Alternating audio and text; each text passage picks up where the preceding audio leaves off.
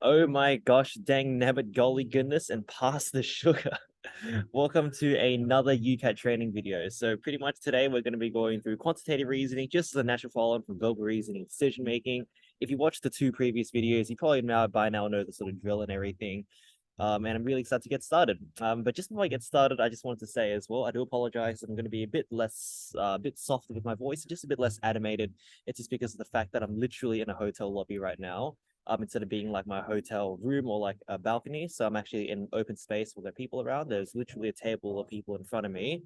And also, it is midnight right now. So I don't want to be too late. It is literally midnight, but I really want to crack this video out because I want to say I got something decent and productive done today. So excited for that.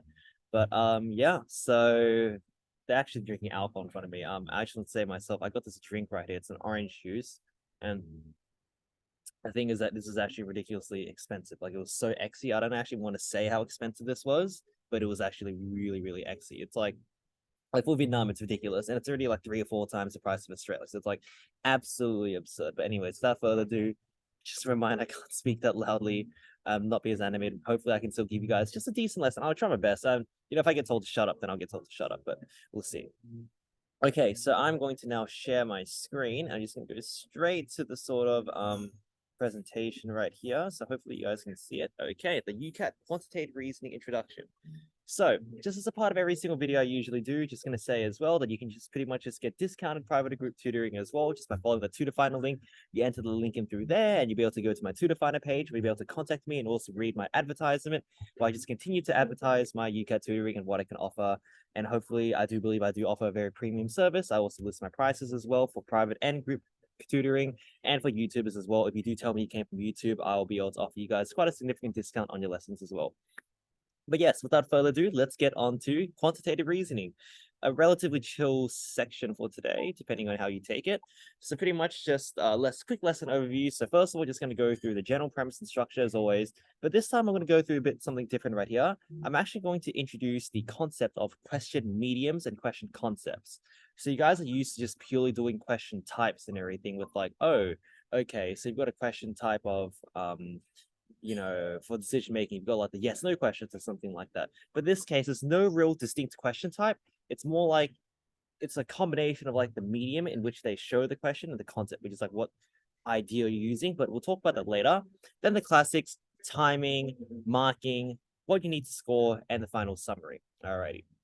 So pretty much very basic sort of stuff for here. And yeah, let's just get on to the actual lesson. So now for the general premise and structure. So just the first stuff as well going through as always. So quantitative reasoning is just a very, very busy section. So it's actually a section that people usually find themselves running out of time quite often in because it's just very jam-packed.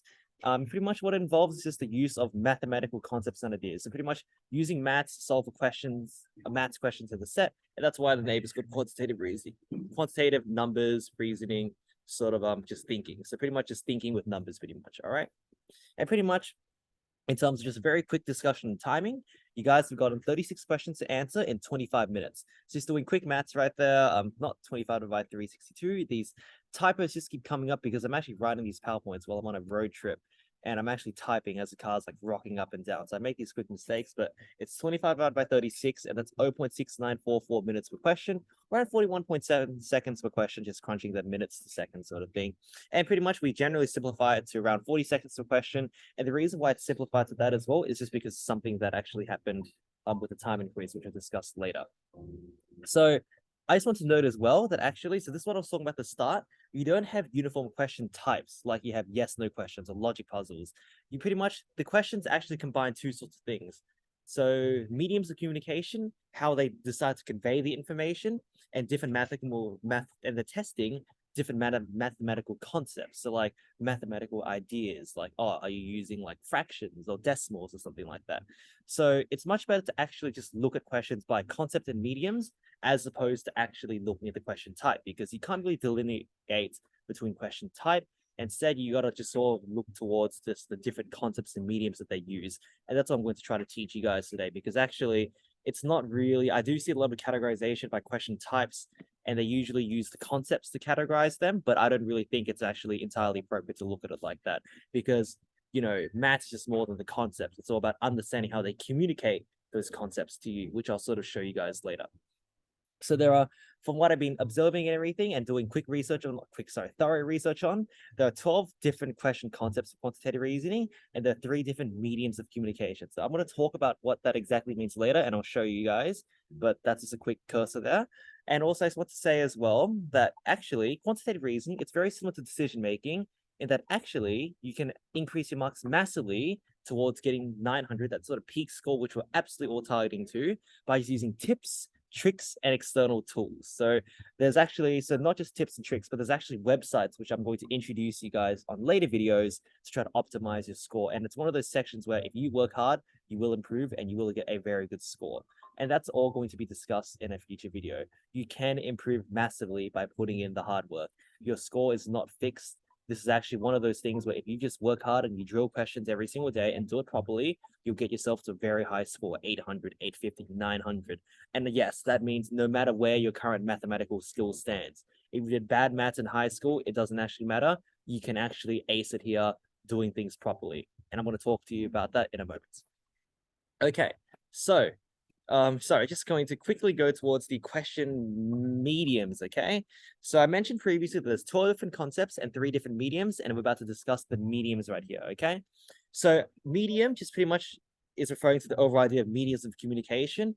It's how they decide to present the information towards you in terms of you doing the actual question. So how are they giving the information? Are they giving it through a table? Are they giving it through a graph? Are they giving it through text? It's like how they actually give you the information. And that's actually very important because from what I've discovered after a long time of teaching, people are kind of actually really crap at actually being able to analyze tables and being able to analyze graphs as well. So that's why I really want to distinguish it. But without further ado, going through the mediums now. So the first medium, it's actually very common and varying one. It's the table, okay? So if you guys don't know what a table is, pretty much it's just like it boxes in information. It's like a big box and it just sort of like boxes in information, organizes it nicely, in an easy to view format to sort of just so you can just get and understand the information you're reading. It puts all the information in an easy to read box, okay? And I'll show you exactly what that is in a moment. The second medium is the graph, okay? So it's a very visual depiction of data, and pretty much it's just like showing like trends, okay? So it's like a visual, so it's like something that you can see with your eyes clearly, like it pops out at you, and it's showing like trends. It's showing like a connection or relationship between 2 sorts of ideas and everything. And there are sort of many different subformats, and I'm going to name 3 common ones, which are very, very often used. So there's the line graph, the pie graph, and the bar graph. I'm going to talk about what those exactly mean in a moment once I show you the examples. The third and final medium is also just the basic text. It's literally just text, kind of like what I'm doing right now. Literally, in fact, what I'm doing right now with this sort of PowerPoint. I'm giving you guys text and everything to communicate ideas. And actually, in quantitative reasoning, you're going to notice that some, not in fact actually many actually, but some will actually just have information communicated by text. And they'll also include information on bonus equations and relevant facts through text as well. And what I mean by bonus equations and relevant facts, I'll explain later, but pretty much it's like extra information that they use to add, layers of complexity to the question. And I'll show that in a moment. And actually, mediums actually may not, and usually, in fact, they do not exist on their own. They usually are combined with other mediums. What I mean is that you might get a table in combination with a graph, and more commonly, you get a table in combination with text, or a graph in combination with text. So actually, they really like to combine these together. And it's very important that you understand how to actually analyze them properly. Obviously, I'd expect you guys to be pretty good with text, but I mean, not necessarily with the tables and graphs, especially if you didn't come from a maths or science background. I'm going to try to explain that to you slightly here and also more in depth in a later lesson. So here's what I mean by the table medium in quantitative reasoning. So as I sort of described the table before, it's like a box that sort of like contains information and it organizes it neatly. And this is exactly what the table actually is. So it's just organizing information very neatly, and pretty much and it's easy to read. It's, for example, you don't really have the context for this, but pretty much these are like prices for shipping. So if you want a compensation limit of 0 to 50 pounds with a parcel weight of 0 to 100 grams, you're paying 14.42 pounds. It's just a box showing information, and that's exactly really all it is. And it organizes it very neatly. And this is from the UCAT question bank. In fact, all of the example questions are from the official UCAT question bank because they're just reflective of proper UCAT questions. Literally, I did these questions and I can certify as a person who did the exam and continues to hear from people who've done the exam that these questions remain relatively accurate, but we can talk about how verbal reasoning actually is because that's a bit of a different story. Here's a graph, okay? And this is a line graph, okay? So it's called a line graph pretty much just because it uses a line to sort of show the information. It uses like a line to sort of connect all the information together. But you can kind of see what I mean right here. It's like showing the relationship between two variables, in this case, year and the percentage change in display and the share of search and SMS ads. Pretty much it's saying that in year one, there was a 250% change in display ads in £1,000,000 and also 52% share of search and SMS ads and everything. You don't know the context of the question, but that's not really relevant here. It's just simply you understand what it really is. It's establishing a relationship, and it's using lines sort of like try to punctuate that sort of relationship a bit more clearly. Okay, and that's that. Here's another one. Here's a graph of a pie graph and everything. In this case, what it's trying to do here is that it's like the reason why it's called a pie graph is it's a circular graph, and it's called a pie graph because it basically looks like a pie with like the way it shows its information, because pies, it got slices and everything. It's like a circle, so it's like the exact same thing. This is a pie graph right here, and it's sort of like a circle, and they've got splits right there as well. And yeah, and it's just indicating how much of a certain amount of thing is associated with a certain thing. I wouldn't really say this shows like trends. It's more showing like proportions. So in this case, it's showing that 52 people have an alternating thumb, and that's about less than a quarter. So showing a combination of just pure raw information and proportions as well. Not necessarily a very common type of question in the UCAT, but or graph, but it is there, and literally this is on the UCAT question bank, so you can trust that it's there. Here's another one, a bit more common, the bar graph, okay? So this one's just about showing trends as well. In this case, it's showing the time period and the relationship with price. So pretty much, if you actually look at this properly, let's just use this detached dark gray bar as an example. If we look at the dark gray bar, it's a detached property. Again, the context, it isn't relevant. Just please follow the information.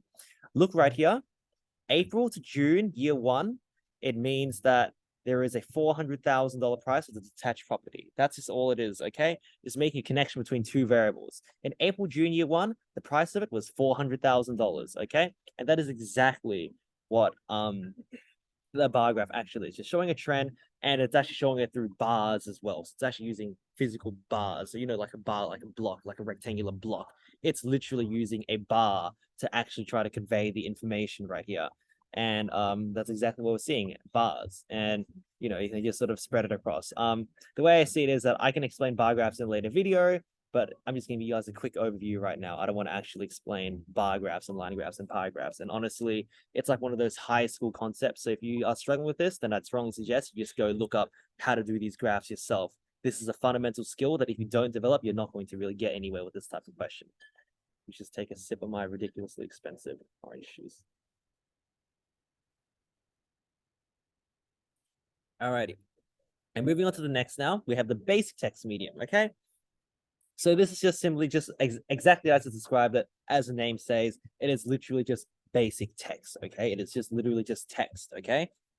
Pretty much as you can see right here with this, it's not really a question, but like this information that they give you, they're conveying that through purely text and everything, okay? So here's the text. And I mentioned as well that they might give you like equations as well, in addition to like just relevant ideas and everything. So pretty much as you can see right here, they like to convey, sometimes they like to spice up questions by adding equations to them.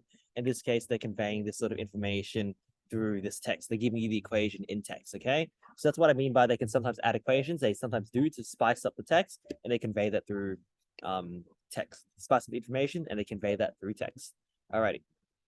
So, and this is just a combination as well. So as I mentioned before, sometimes, well, most of the time, the information isn't just a standalone. They like to combine it. As you can see right here, a combination of text and also a table right here as well. So as you can see right here, it doesn't actually get that entirely simple. It can be made pretty hard overall, actually. All right. So now let's go on to now the question concepts, okay? So I mentioned as well that they had question mediums, okay? So that's the way they present the information. But what about what they actually ask in the actual question? What do they actually ask? Or like what ideas do you need to understand in order to actually understand the information and do the question? That's what we mean by concepts, okay? Just ideas that you sort of need to be able to understand. There are 12 as I discussed previously. The first one just involves evaluation of space, okay? It's just space and doing things like space, like the actual sort of, I don't want to use the word area because, that's not really entirely accurate in exactly what I'm saying. It's just like the general vicinity of us, okay? And there's three things in the sort of space idea: perimeter, area, and volume. Okay, so perimeter like dimensions, area like the total like box. Don't want to use the word space, like the box right there, and the volume is just like the sort of 3D version of that. And also, in addition to that, volume, it's not just referring to volume as in like centimeters cubed, but it's also referring to like milliliters and liters as well. Just anything just related to just the evaluation of just overall the general vicinity of that space. Okay, and of course, it's not easy. They don't, they have the simple triangle, but at the same time, they can really take it hard and actually do like curved 3D shapes. We're talking cones and everything, finding the volume of a cone. They give you the formula, but it's still pretty hard. And pretty much you can sometimes even get truncated cones. I think I've actually seen an example of a truncated cone. So literally where you have a cone and they slice up a horizontal section off that, such that you make like a base of a cone and also like another cone. It can be very messy, but they do give you formula. But at the same time, the concept can be very intimidating if you haven't actually had the chance to run into it yet. So you got to be careful. So the second question concept actually just involves skills with proportions, okay? So just sort of like splitting things up. So in that case, there's like ratios, there's like fractions and decimals and everything. So that's sort of what we mean by proportions and everything. And these are sort of like the skills that you sort of need to actually do, okay? So ratios, fractions, and decimals. And actually, it's very important to note that it's not actually usually questions. They aren't going to be like, find this as a fraction as the question itself. It's like a step of a question. So it's like, in order to proceed with this question, you need to first calculate this into fractions, into like 5/8 or something like that. So it's a step, not a question. And you're going to see me mention that a lot here because for many of these concepts, it's not really standalone. It goes as a part of a general question.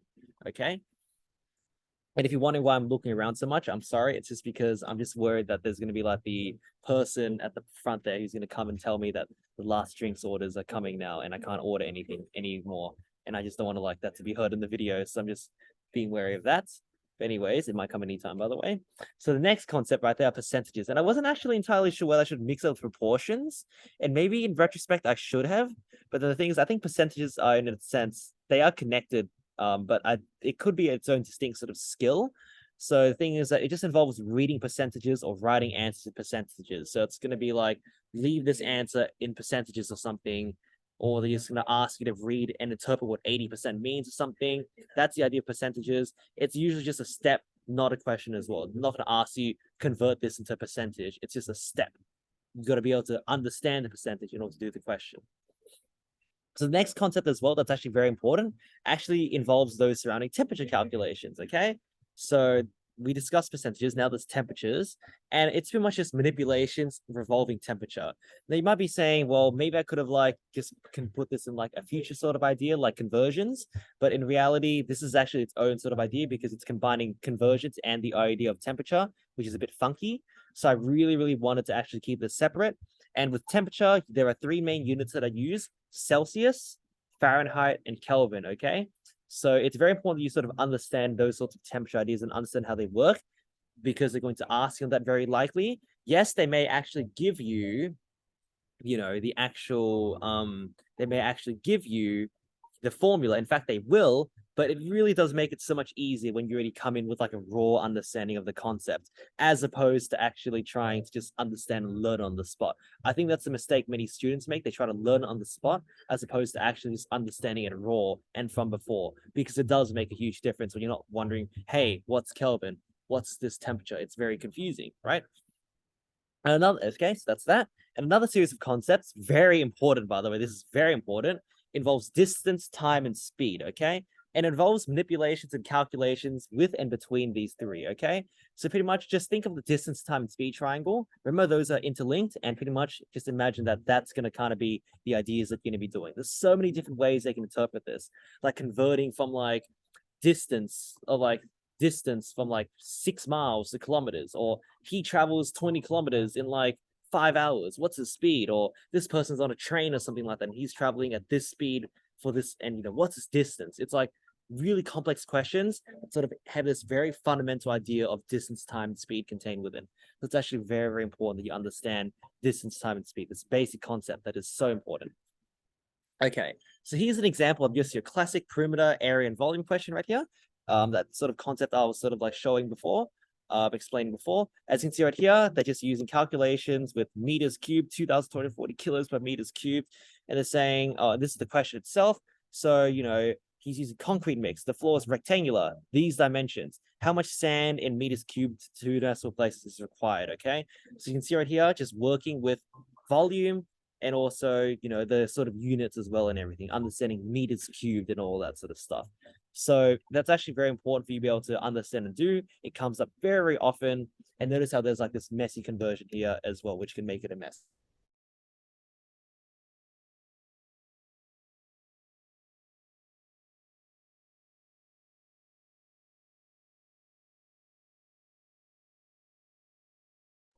And that's exactly what I expected to happen. The person would actually end up coming. So I just had to prepare for that. But that's there. Sorry for the little interruption. But yeah, perimeter, area, and volume questions are like that and everything. In this case, volumes and meters cubed involves conversions. We'll talk about that in a moment. But you can see it's very important. All right, the next one are the ratios, fractions, and decimals types of questions, okay? So pretty much with the ratios, fractions, and decimals types of question, pretty much what they actually have is just, well, as you can see right here, just simply, I showed you the ratios example right here. You'll find the ratio of test to fatal casualties and everything. But notice how even though you're finding the ratio right here, it's not actually really directly in the question, because to find the ratio, you're more like analyzing the table, and merely the ratio is just simply a part of that.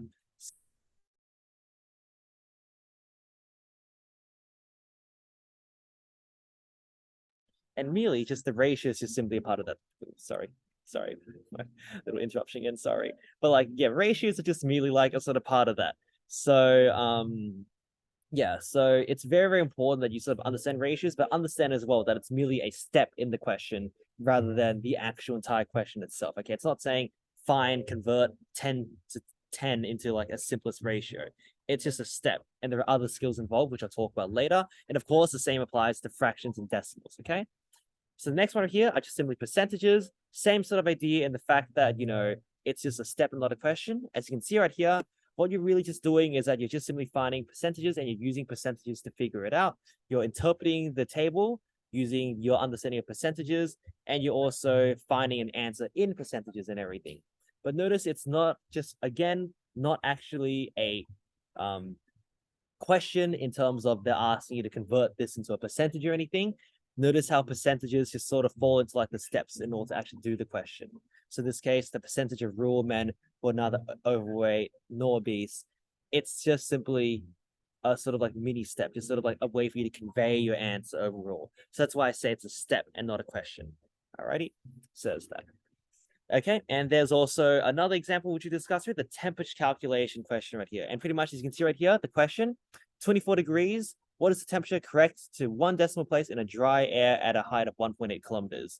And pretty much, yeah, it's just simply requiring you to just work with temperatures. It's more like basic calculations. But pretty much the sort of crux here is actually the fact that sometimes you need to actually convert between temperatures, Celsius to Fahrenheit, using the special rule. And that's when the temperatures question really fleshes itself out. Right here, it's just more of like they're using temperatures just like a way for you to convey the answer. But then here, this is where the juice really is. Sometimes they actually sometimes get you to actually just convert and everything. And that's where the question, so to say, comes out. Right now, temperature is acting more of just like a way for you to express yourself, as opposed to actually a full question. But they do come up when you're converting to Celsius to Fahrenheit. So please do be careful of that. Okay. And of course, the distance, time, and speed question. So as you can see right here, just as I mentioned before, just questions involving distance, time, and speed. And pretty much here, you're simply calculating acceleration. So how much greater is acceleration right there? As you can see right here, using the concept of distance, time, and speed in order to solve, in this case, using acceleration, which is the change in velocity over change in time. So of course, distance, time, and speed is not just going to be about meters, seconds, and kilometers an hour. This idea can get very, very complex as well. And this is a sort of dip into what they can kind of show you. But of course, they're not going to go to anything too ridiculous like jerk or anything like that, which is a change in acceleration for anyone interested. But yeah, that's that. So now moving on to the next set of concepts. So I told you guys there are many, many concepts right here, and here's just another bunch. So the sixth concept is just simply involving conversions, okay? So conversions, just as the name says, it just involves some converting from one unit to another. So this is sort of what I was talking about temperature and everything. I was wondering whether I should have mixed this, but then temperature again is separate, converting from like Celsius to Fahrenheit, centimeters cubed to meters cubed and everything, those sorts of conversions. And I sort of want to remind that's actually a step and not a question. So usually it's a step and not a question. So it's not going to be like, oh, please convert centimeters cubed into meters cubed, and that's the question only. Or like, what is 1 meters cubed in centimeters cubed? It is just simply going to just require it as a step to do the question. Like, for example, converting from Celsius to Fahrenheit in order to do another calculation. So it's a step and not a question usually itself. See if that makes sense. Now, the seventh question type, and this is the one that always, oh, geez, I can't actually, just get over this, because the thing is that they actually just get pretty nuts of this and everything. Many people just continually just make these sorts of silly mistakes and everything when it comes to this sort of question, because it's very hard. Consumer arithmetic and anything that surrounds it. So just like wages, taxes, and money in general, just like cash, anything to do with that. And because people just like, it involves lots of decimals and the ideas can be very twisted, it's a very, very difficult one. It's a very common one. And this is what is very disappointing or just very annoying about this, is that it's so common, but at the same time, people can't actually do it. So it's a great sort of way to stump you. But again, this is practicable.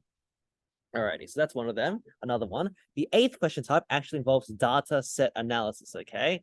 So data set analysis. So pretty much the entire idea of data set analysis is pretty much you're just simply analyzing data. So data, just like, oh, how many people walked this way to like this building, or how many people walked this way to this other building or something, like the scores in the exam, this data, right? And the idea is that you're actually analyzing this data. You're finding the mean, the average, the median, the mode, just like the most common number, and the range, sort of like the highest and lowest number together, okay? So you're just analyzing data, and that's what that is.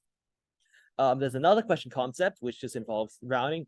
So up to the ninth now, 9th out of 12th, just bear with me here.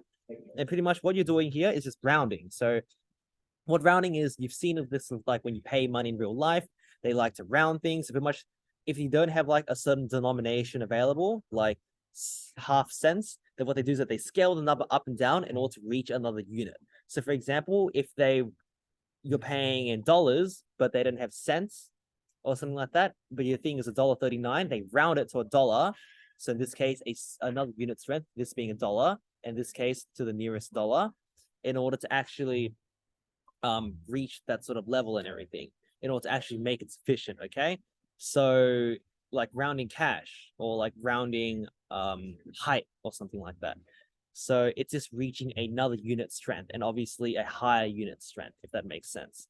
So it's usually a concluding step in the answer as opposed to a question. So they're not going to ask you again to round from like 1.5 to the nearest whole number. Merely what they're going to do is that they're just going to actually just have it as an including step. You've done it and everything, and they'll say, please leave your answer to the nearest whole number. And believe it or not, they'll actually get you a question wrong. They'll actually leave an opportunity for you to get it wrong by bad rounding if you don't actually round. So they're going to say something like, please round 1.5 to the nearest whole number. They're going to have A, 1.5, and B, 2. So you can see right here, 1.5 is to 1.5. That's right. But then the thing is that they haven't actually, they're trapping you with that. In reality, the answer is 2 because they asked you to round, okay? So they'd like to trap you a lot. Okay, and the 10th question that I'm offering right here, the concept that's actually very important, are the growth and decline concepts, okay? So they're just questions that just involve calculations regarding the idea of just the general idea of just a value going up or down, and the calculations relating to that. So pretty much, it's just like, pretty much what I really just mean by that is change, okay? So they're gonna ask you, oh, how much has this increased? How much has this decreased by this time? How much more money is Joshua Tran earning compared to like Mary Jane or something like that? Spider-Man, my bad. But pretty much that's the sort of idea. Just simply any changes, any growth or decline, percentage change, all that sort of stuff, okay? And another concept as well, so moving on to the next concept, so there's just so many concepts, it's just the formula concept, okay? And pretty much, as the sort of name implies, it's just simply using formulas, okay? So I call them procedural equations because I don't want to define it by using the original word, because I thought that wouldn't be the best idea, but pretty much it's just using procedural equations, aka formulas, in order to solve for the question. So it can be a step in a question, so like using a formula to proceed with the question, or it can actually be the question itself. So I'm going to ask you to calculate the volume of this, and they give you a formula in order to actually have made that happen. Give me a second. I'll need to pay for this, actually.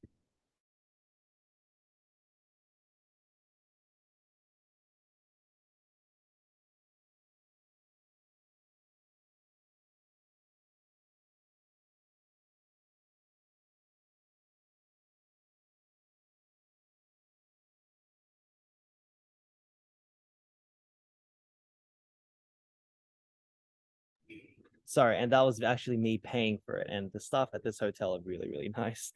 I don't know if I should edit out those interruptions or whether I should keep them in, but then editing might take me a bit too long, so I might just leave it in there. It makes it less more human anyways. But this is just the thing. It was just either this or I don't get a video out. But anyways, so that's the formula concept right there.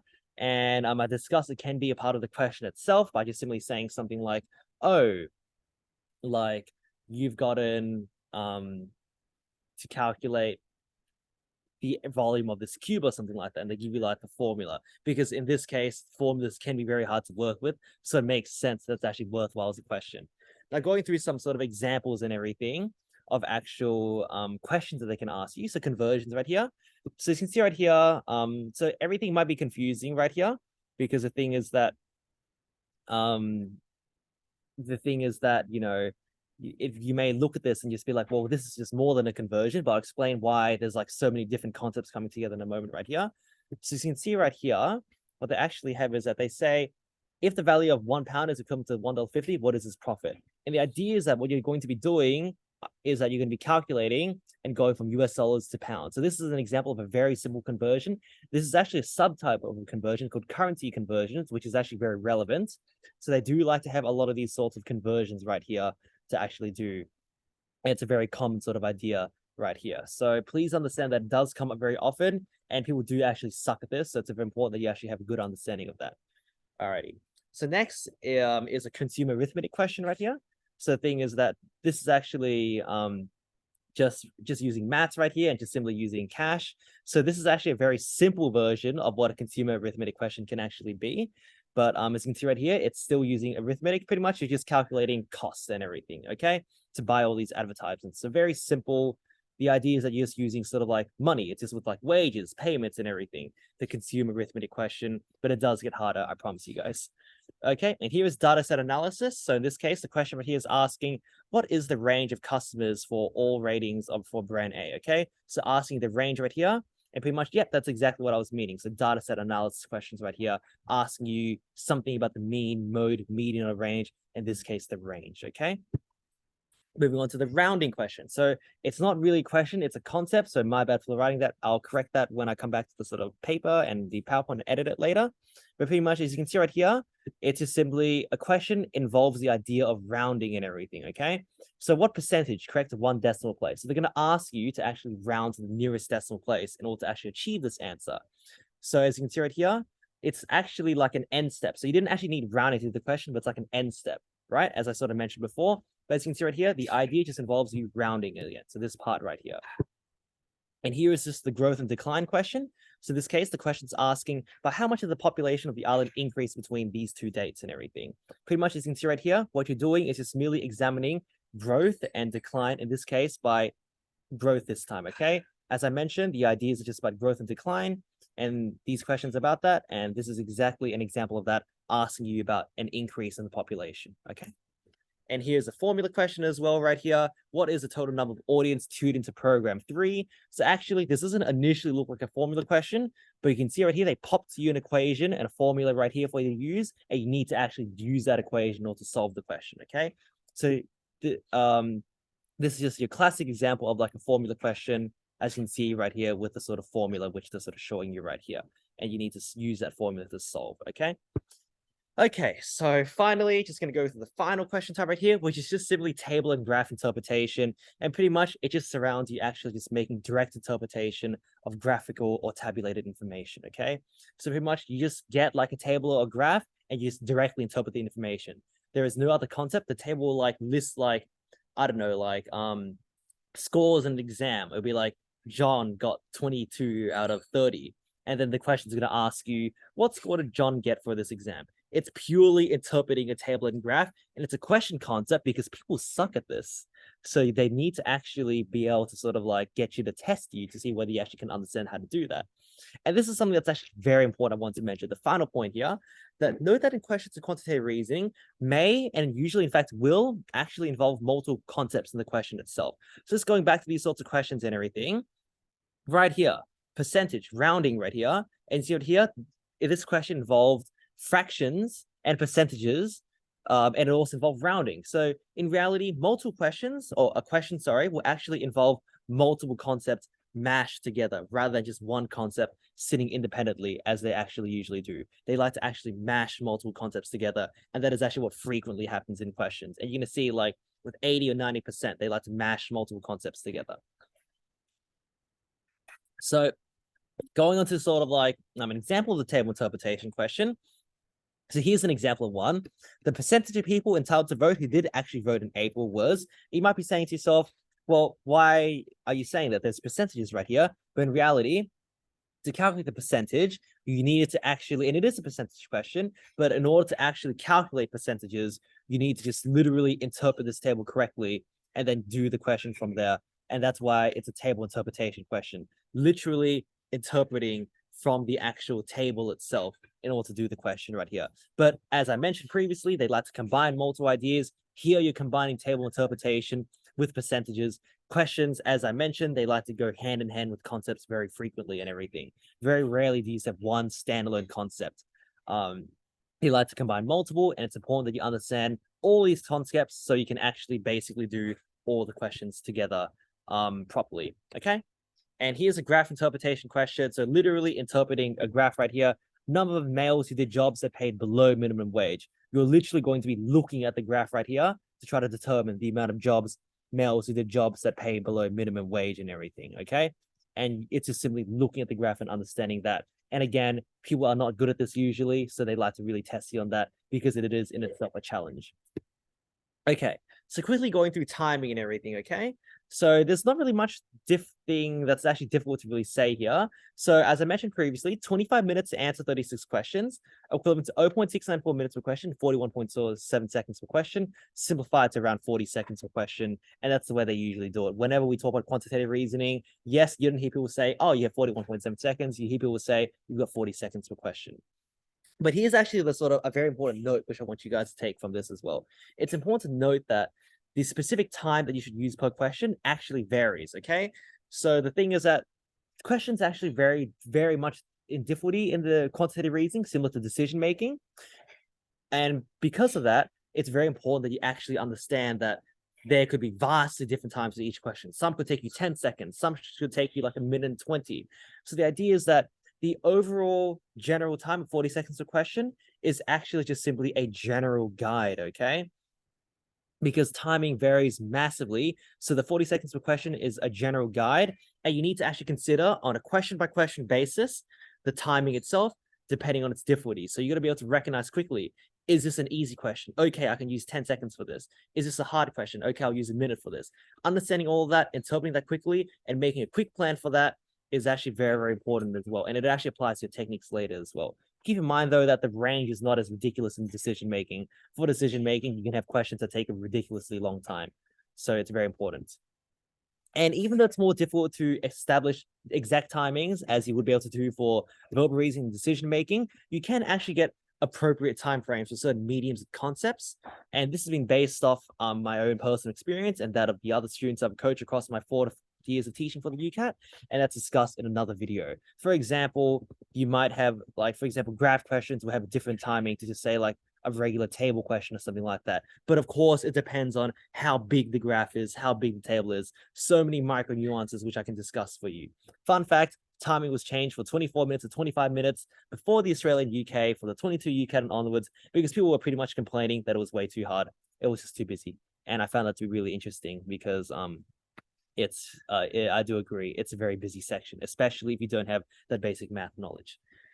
Okay, so now going towards the actual marking for the actual quantitative reasoning. How do they actually mark quantitative reasoning questions? And actually, it's very similar to verbal reasoning and decision making, in which it follows a mostly linear approach. Even watch my other videos, I'll explain that again. It pretty much just means that for every single question that you get right and everything, it has the exact same impact overall, no matter what the overall score is. So, for example, some tests are scaled. So say if you got like a 50% of the test, it gets scaled to 80%. So each percentage mark that you got was equal to 1.6% in the end. But say if you got 95%, your mark gets scaled to 96% in an exam or similar to the same exam. In this case, that 1% there is only with 1.01%.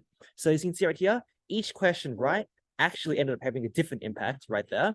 But it's not like that in the UCAT for quantitative reasoning. In fact, for verbal reasoning and decision making, in fact, all the other sections, no matter how many marks you get right and everything, each question right is going to be worth the exact same in terms of impact and everything. Okay. And also, it's very important to mention that all questions in quantitative reasoning have the exact same value at 1 mark, and each mark itself is actually worth exactly the same as the other. So 1 mark here is going to be worth another mark here. It's not like 1 mark for this hard table question is going to be worth a bit more than that other mark in like this graph question that's a bit easier, okay? It's very similar to every single section except decision-making in this manner. Remember that for decision-making, there are some questions in which the marks actually are a bit different. They're worth a different amount of marks. Each mark is the same, but they're worth a different amount of marks. And just doing some quick calculation for you right there. 36 questions established previously, score range of 300 to 900, which means that each mark will be worth that difference divided by 36, 600 divided by 36, 16.7 score, UCAT score per question, and you consider it as a whole. You don't look at it as, oh, 1 mark is 6.7. So I've got 2, so it's like an extra 33.4. You basically just end up multiplying it and considering it as a whole. Okay, it's important to actually do that because you don't want to count by 16.7, 16.7. In fact, that's not entirely how it works as well. And funny enough, little special fun tip or fun note right here, 16.7 score per question is actually the highest mark to score ratio. Sorry, score to mark ratio right there. I should change that. It's score to mark ratio. And pretty much what it sort of means is just that it really emphasizes deep thinking processes for marking. You really need to actually have a very strong deep thinking process in order to actually score very well for this, okay? So it's not one of those things where like you do quick questions and everything, and then you get your marks. You get your marks right here for actually thinking deep and everything. So it's like a question that really, really hammers into deep understanding. And no backwards marking, no marks lost if you get a question wrong. You hear my little rounders and other videos. I have no idea why the hell that may exist for other things. I've never heard of it, but I think if they do it, it's pretty stupid. But anyways, this is a sort of scores, a sort of mark ranges, as I sort of showed you right here. So you can see right here, it's actually mostly linear for quantitative reasoning. As you can see right here, 1 mark increase corresponds to like a certain amount of point increase as well, except for like the sort of early and late ranges and everything. That's when it gets a bit more sort of like exponential. But then for the most part, it's linear. Okay, and sourced by Blackstone Tutors as well. Thank you to that website. Okay. And discuss what do you actually need to score for quantitative reasoning. And actually, it's very similar to decision making. In fact, all the other sections except for verbal reasoning, in which it's actually weighed the same compared to other sections for the actual UCAT as well. So actually, it's only really verbal reasoning which has extra scaling. And pretty much as I mentioned as well, for both Australia and the UK, weighting of quantitative reasoning is actually equal to all other sections except for verbal reasoning and situational judgment. And actually, I do like to note as well that extra weighting for situational judgment is only for the UK. So verbal reasoning has extra weighting for both Australia and the UK, but situational judgment is only really relevant to the UK. But you guys got it really, really bad, by the way, because actually the extra weighting I've seen is ridiculous. And I'll go on that in another video. So the average in Australia for quantitative reasoning is 672 for 2022. In the UK for 2022, the average was 658 and more on the next page. Okay. And notice it's a bit higher than the other sections we discussed previously. So actually, when it comes to the score, you don't want to just simply score up average or slightly above average, okay? It's not your goal to simply merely just get above average or above average. You need to consider what is actually important for you getting to medicine, and then from there, calibrate what is a good score. In Australians, you need to get the 90th percentile for it to actually be a good score and everything. Because pretty much for medicine in Australia, if you don't get anything above the 90th percentile, if you don't get above that, you got no chance. So 90th percentile should be your goal score. Since for 2022, it was 2980. Following that, 2980 divided by 4 equals 745, which means that 740, 750 would be a target score. And actually, I'd suggest that like you don't go by averages here. You actually go for higher, because quantitative reasoning is actually known as the strong saver section. Pretty much the idea is that quantitative reasoning is much easier than other sections. You fail other sections, and because quantitative reasoning is easy, you lift your score up by doing that. And note that quantitative reasoning has the highest average, and that's why I say that. It's a saver section, okay? The light system turn off where I am. So you got to actually really aim to actually score as high as you can right here, because it's an easy section that you're meant to lift up your overall score in other sections with. And UK is a bit more lax. 2900 is actually considered to be a top scoring threshold. So for most, if not all universities, it's 2900 is like the general sort of like main score there. And if you just go about the division again, averaging out those 4 sections, 725, 730, 740 should be the target, but should be higher because decision making is actually considered as a strong saver section. Quantitative reasoning, again, an error because I was just typing again on my keyboard while driving. I was in the backseat of the car, so my bad for that.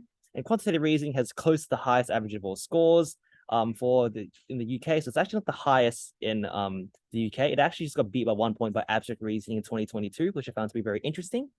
But the idea is still the same, which you really want to capitalize and maximize your performance in quantitative reasoning, because it's meant to be one of those easy sections to save other sections. Okay, so there's that.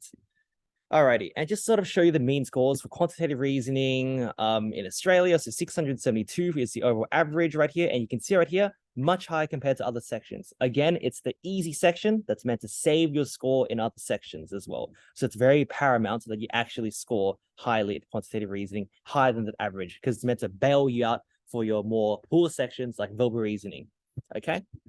And here are the sort of averages as well for the UK for quantitative reasoning right here across the years. Again, higher, except for in 2022. Actually, it doesn't show on this table, but it was higher in 2022 by just 1 point.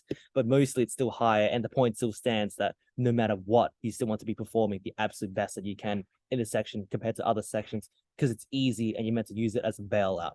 And 679 for and same sort of trend. It's pretty high for Australia as well. Sourced by the Medic Portal. Thank you.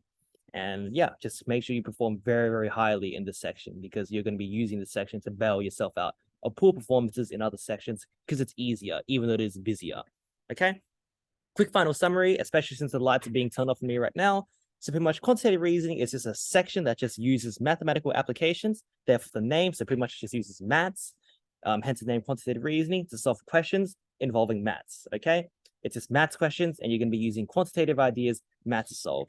36 questions to be answered 25 minutes for all students across the UCAT exam, just over 40 seconds a question. Okay, and it's different to other sections in which there are no specific types of questions or anything like that. Instead, it's a combination. A question is made of a combination of medium concepts, of which there are 3 and 12 respectively. I keep making these mistakes. I really tried to be careful this time, but there's just so much difficulty when you're sitting in a car that just keeps rocking up and down those terrible Vietnam roads. So there's that. And again, timing of 40 seconds should be used only generally. And, the time for each question overall actually varies slightly depending on the overall difficulty of the question. So use 40 seconds as something general as opposed to something specific. Gauge the time question by question. Each question is worth 1 mark, and each mark for quantitative reasoning is worth 1 mark, and each mark for quantitative reasoning is worth the exact same. The 1 mark is worth the exact same irrespective of the question itself. So for example, table questions, 1 mark there will be the same as 1 mark in the graph question, and the total mark, as I said before, there's no sort of scaling or anything like that. So for Australian medicine candidates, your goal score is going to be 740 or 750 again. And your UCAT for the UK medicine candidates, your goal score should actually be 730 or 740. But keep in mind, quantitative reasoning is that easy section, which is meant to sort of like do well in. It's meant to sort of save you from other sections which you do badly because of how easy it is compared to other sections. So it should be a strong saver section, meaning that you can't really go by averages. You want to go higher than that. Try to go for 750, 800 or something like that, okay? And now that sort of brings us to the end of a very long and tiresome sort of go through of quantitative reasoning. I'm very sorry, there's just a lot to go through.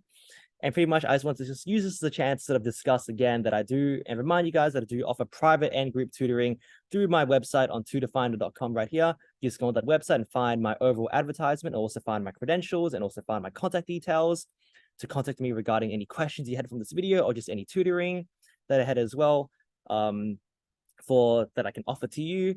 And also just a reminder as well, in addition to that you do get a discount as well for mentioning that actually you're from YouTube. I'll offer significant discounts for that. So just heading towards the video now. Just remember to score 3,000. You need to aim for 3,600. Love you all. Bye-bye.